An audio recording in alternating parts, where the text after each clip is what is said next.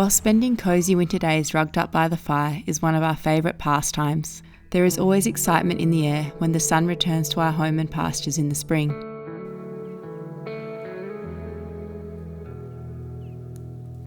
Evening walks are filled with the sweet aromas of native and introduced creepers, shrubs and trees in flower. Bursts of purple, yellow and white flood the normally green and grey bush. Our dairy cow, Astrid, finally satiated on the lush spring pasture after a hard winter on watery pasture, brewery grain silage, apples and hay, lays contentedly ruminating in the paddock. Through previous spring observations, we have become aware of the cyclical nature of things, noticing slight differences in conditions and behaviours of both livestock and the wild animals around us. The magpies have begun singing before dawn, and our original black Australorp chickens have gone broody right on cue. There are hungry foxes about, whilst blue fairy wrens and red-chested robins throw us pops of colour through the windows.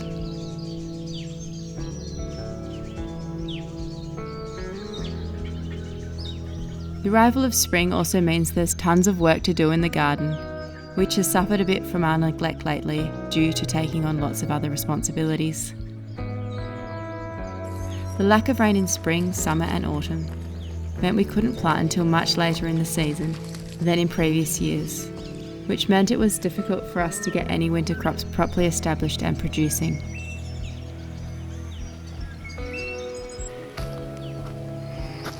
We cherish this time whilst the weather is still mild and the flies have not yet arrived. And so, before things get even busier, we'll take you for a seasonal stroll around the property to show you our renovated pastures and the current status of our vegetable garden.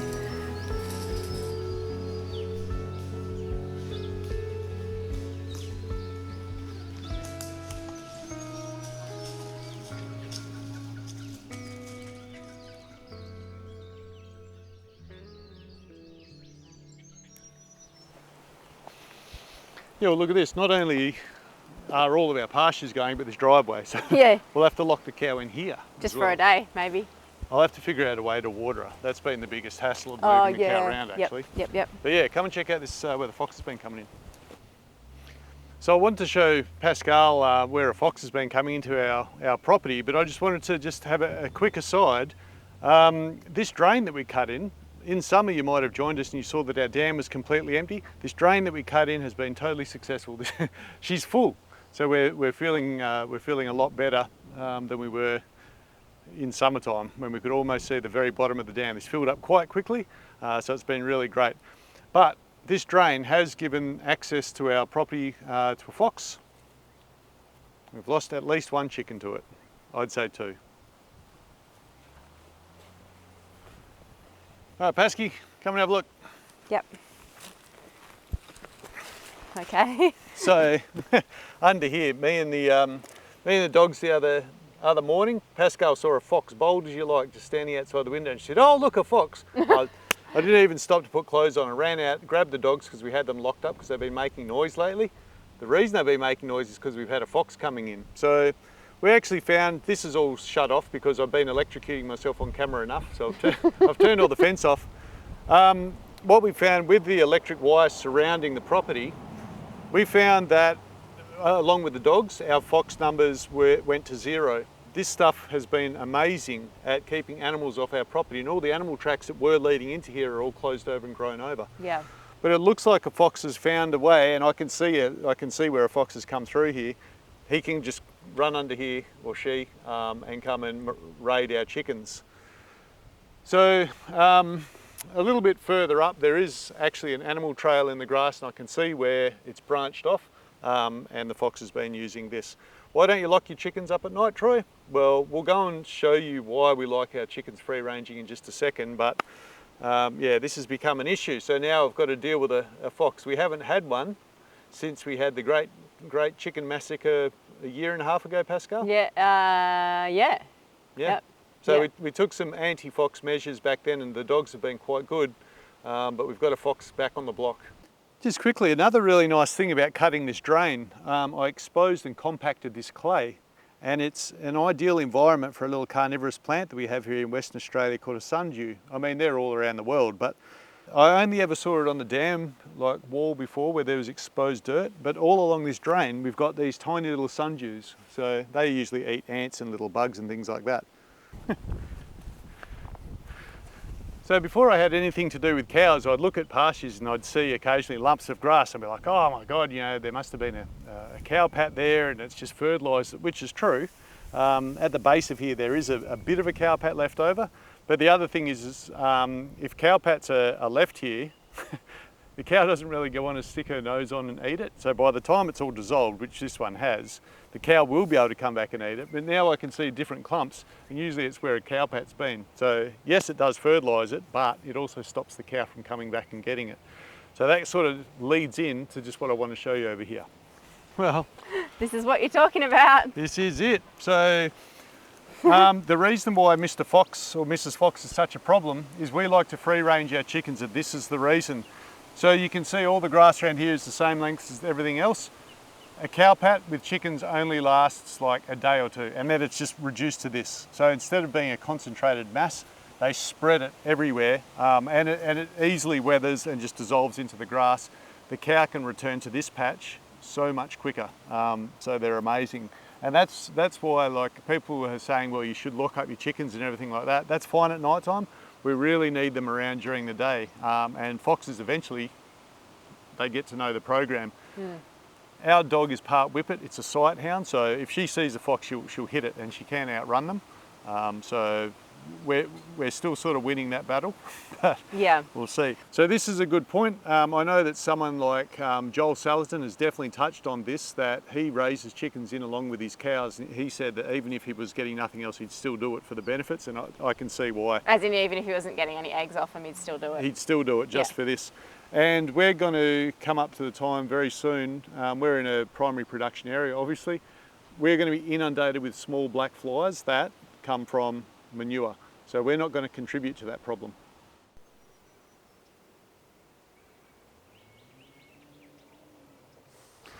This particular section of this field is interesting because this is the one that we over impacted. I left the pigs in here with their piglets. I didn't really shift them because piglets are really hell to contain. Yep. So the pigs were in here far too long, and they created conditions that the capeweed really likes. And you can see where it stops just up there, which is where I stopped the pigs from moving. The other thing that happened is we introduced some other meadow hay that had quite a bit of capeweed into it, so we've obviously brought seeds in. I mean, there's a lot of biosecurity issues whenever you're visiting farms around here, and that's why it's quite easy to bring other plants in.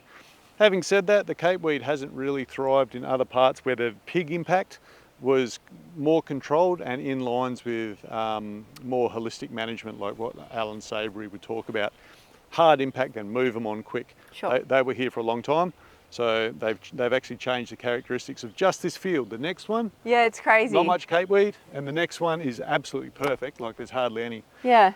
So when this stuff dies off, once the flowering has passed and it starts to die off, then our cow will find it palatable, and so will our goats. But at the moment, she doesn't really like it that much. So this part of our paddock, it's not great cow fodder just at the moment. She's gone through and she's picked out the clover, of which there's quite a bit. But yeah, not so much on this one. But yeah, it's interesting to see that line. Yeah. You can really see where we had an electric fence in the past.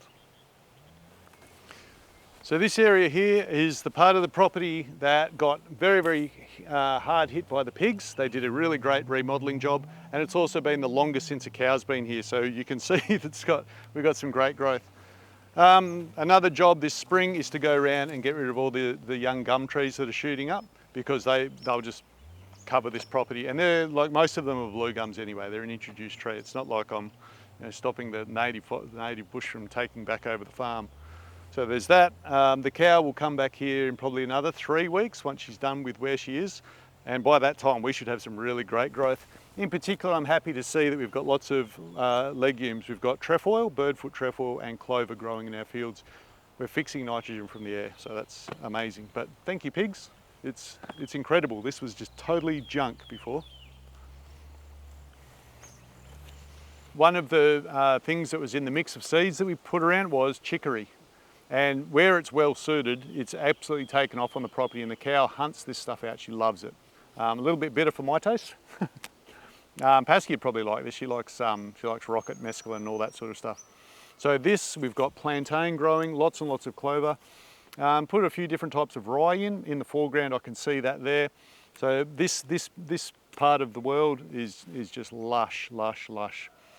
A very successful seeding here. Again, I harrowed this as soon as I threw the seeds. As soon as the pigs were gone, lots of pig poo everywhere. I harrowed this, seeded it, moved the pigs on, and this has been a total success story down here.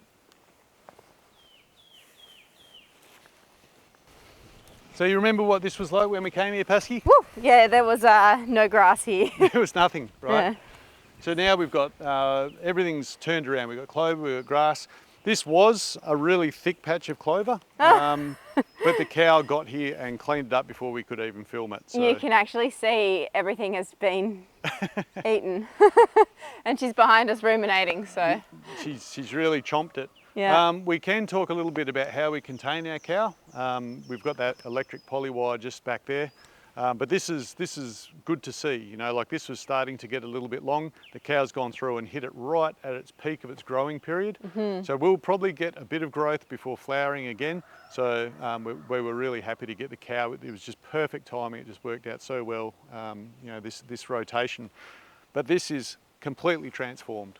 If we look back in time, this was really just nothing. The gum trees had sucked all the life out of it. Yeah. The pigs have really restored it. Yeah.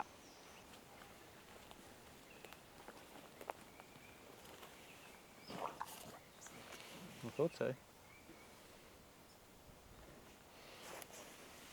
So even though Astrid's been absolutely pigging out lately, we can still see her ribs. As a Jersey cow, she's been producing lots and lots of milk, and wait till you see our calf. So whenever I milk Astrid, which is not every day, we only really take about 2 to 3 litres from her. And then we sort of let her go. So we'll show you Beatrix in a second. We'll talk to Pasky. She's been keeping track of the age, but you should see that calf drinking Jersey milk.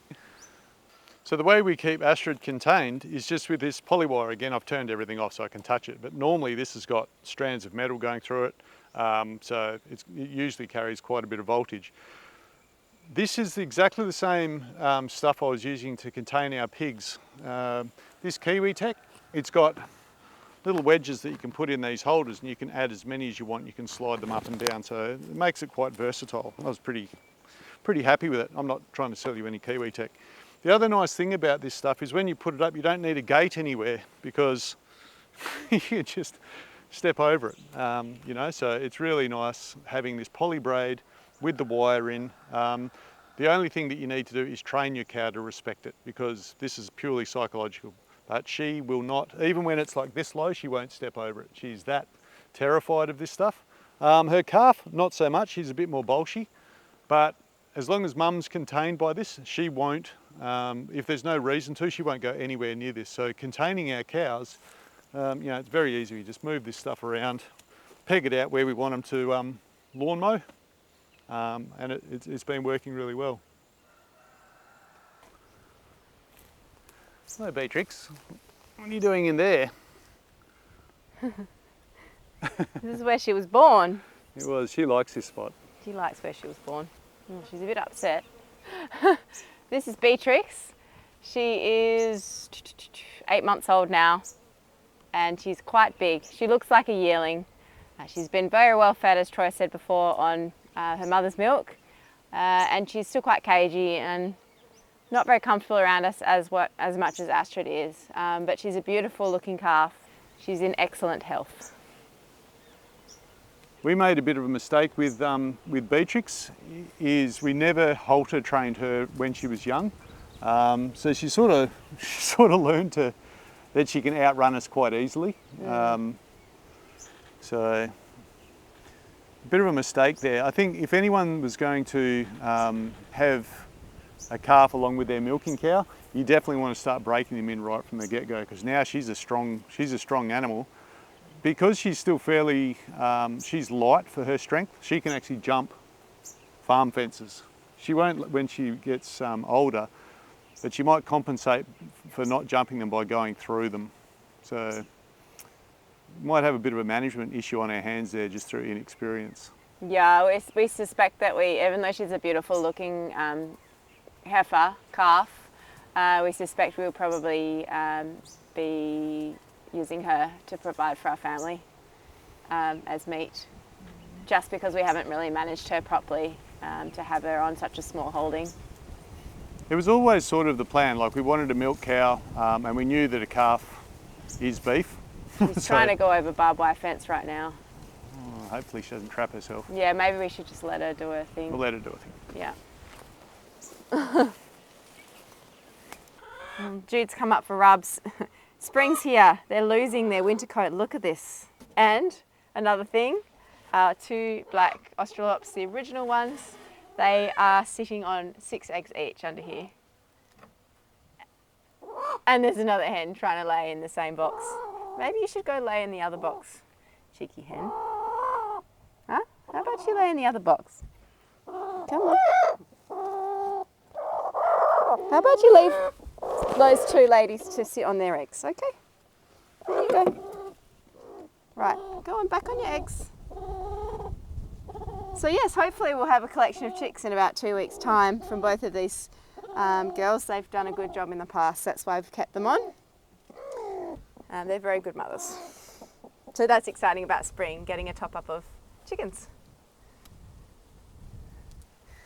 And hoping that these girls will be having their babies at the very start of summer. So Milko's gone home now and we're fairly certain that they're both pregnant. They definitely lost interest in him and pretty sure that he did the deed. So looking forward to having little baby goats in summer. So everybody's laying at the moment. That's a really wonderful thing about spring. And the chickens, now they've got this beautiful lush pasture, the chickens are laying the most delicious eggs. The best eggs of the year are right now. So it's always exciting to lift up the lid and collect our eggs. These Australop eggs, they're actually not that big, but we found that they have really comparable yolk sizes to a lot larger eggs that you get with the brown eggs that are the commercial eggs. So just a little bit less white, but plenty of yolk. You don't eat eggs, you're a vegan. But you like scratches, hmm?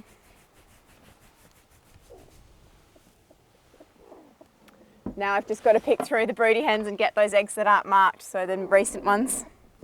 This one's not as good a mum, but there's more eggs under her. The chickens push her off. I don't know how many of these will make it. We'll see.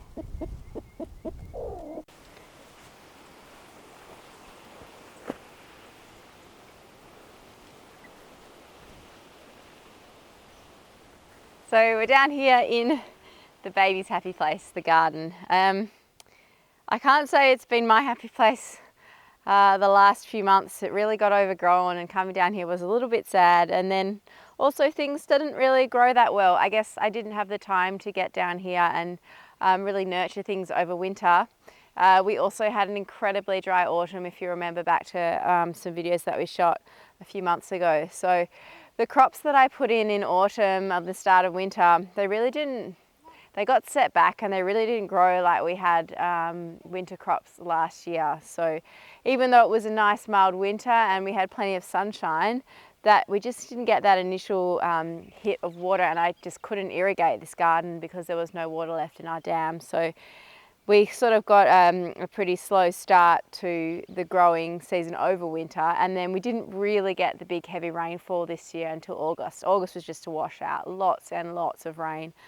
So now things are finally starting to come good. We're into the very beginning of the second month of spring.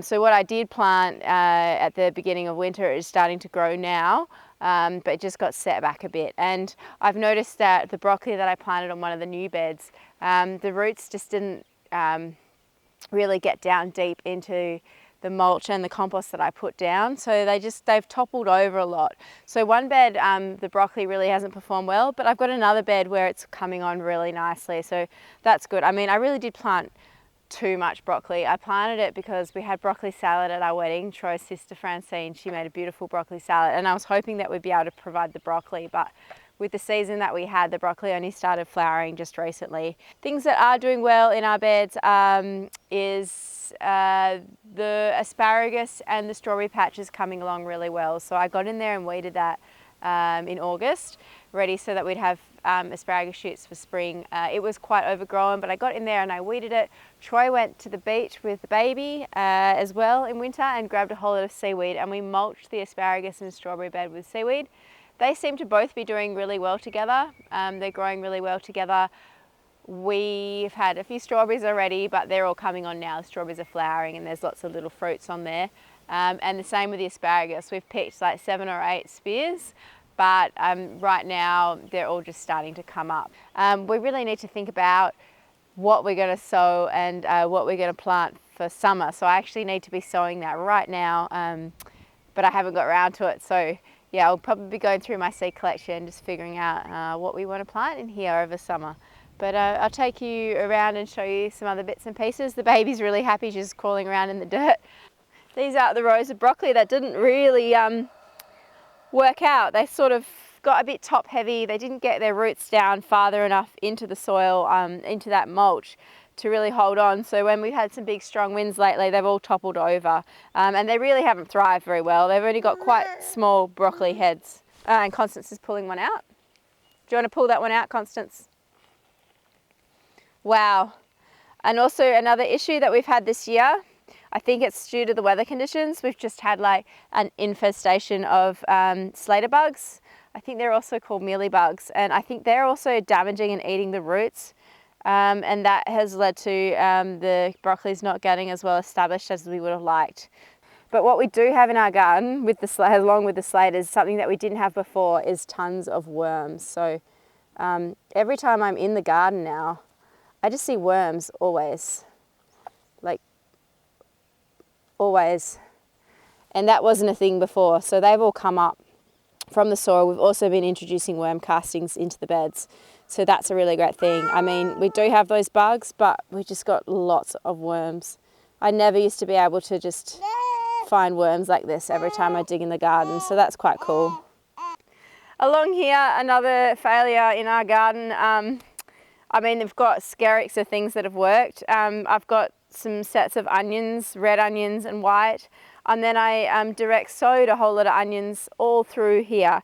And I think what happened was they all came up. Well, just about all of them came up, but I think the birds came and just picked them out over winter, because now we've only got maybe 30 onion seedlings here, and they really should be that size. At the moment they're only like this size, so I don't even know if they're going to bulb up. They might if I just leave them in over summer. Maybe we'll just interplant with other things in between them. Pretty sad. Last year we had a fantastic onion harvest, and I was hoping we'd have the same again this year, but again, just trying to sow stuff in autumn with no rain, so I didn't really get these in until the soil was wet in August. So yeah, not the best. Maybe next year I'll make sure that I sow lots of seedlings in little punnets, and then I can just get them in the ground as soon as possible. That's what we did the first year, and that worked really well. Oh, the baby's found a worm. That's a worm. A worm. Yeah, worm. That's a worm. Can you say worm? It's slippery, isn't it? It's a worm. It's a slippery worm. Should we put him in the soil? Here we go. Put him in. There you go, Beatrix. Are you going to eat it now? Are you going to actually have some food from us? Come on. Are you going to be brave? She has zero trust. Don't you want it? Come on. Beautiful cow. Beautiful cagey cow.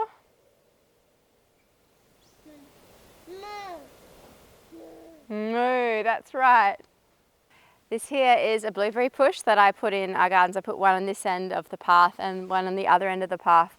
I put them in the middle of winter. I actually got them from a friend who moved into a property in Pemberton, and she had a whole row of like 30 or 40 blueberries, and she ripped some of them out to make room for her flower garden. She gave me some of her blueberry bushes, and I'm really happy. They've actually transplanted really well. There isn't really any sign of transplant shock, and we've got flowers on here, and we're going to have fruit in the summer, so that's exciting. There's already bees buzzing around in the flowers, and lots of new shoots coming up. So really pleased with how this blueberry is going. It does need a prune, but we'll prune it after it's gotten established this summer. We'll give it a bit of a prune back just so it's a little bit lower. So happy with how my garlic looks. There's not too many weeds coming up. I came through and spread a whole lot of a little bit slightly composted chicken manure, but it was also had the wood shavings that we have in their coop that we scraped out when we scraped out their coop. So I put that on top. They were just looking a little bit nitrogen starved, so they were going a bit yellow on the new shoots. So the new shoots now look quite nice and dark green, so I'm pretty happy with how they're growing. Hopefully we're going to have a good harvest of these. I'm on my last 2 bulbs of garlic now, so yeah, looking forward to having garlic again. But yeah, we might have to buy in some organic garlic or just go without it for 4 or 5 months until these are ready. So I'm really happy with how this little section of garden turned out. It's only really half a row of, like half a bed here. And I planted it similarly to how I planted a whole garden bed last year, which is just like mixing brassicas with herbs and salads. And it's worked really well. A lot of my brassicas got eaten by spider mites at the start in autumn. I think just from the dry conditions, the pests were able to come in and eat them. But these were the small handful of brassicas that survived that. So they were I think they're quite hardy. So they've done really well in this planting here. But I have no idea what variety they're going to be. These, there's a couple here that are definitely broccolis, but I don't know what sort. I think that might be a cauliflower. This is definitely a kohlrabi because it's starting to bulb. So they're yummy. And then, yeah, I've got 2 here that are just starting to flower, but I don't know what they're going to be. Like, I'm hoping that I'm going to get a purple sprouting broccoli because they were our favourite last year. And this has got a little, yeah, I don't know. Maybe we'll get cauliflower. I don't know. It's cool. It's cool. Hopefully we're going to get a little variety of different of cauliflower and different types of broccoli in here. And looks like we've got a purple cabbage over here as well. So yeah, it's turned out really nicely. The coriander's just starting to bolt, but we've been picking coriander for the last 3 or 4 weeks. It should stick with us a bit longer. I've just been picking out the really flowering tops out of the middle just to keep it going a bit longer. But that's really nice to have coriander just sort of mixed between the brassicas. It seems to work really well. So I think I'll continue on with that next year. Thanks everyone for tuning in to a spring update at the Ramshackle Ranch. If you enjoyed the video, we'd be really grateful if you hit that thumbs up button. And if you haven't already, subscribing to our channel really helps us out. We look forward to seeing you next time. Bye for now. A bit rough, wasn't it?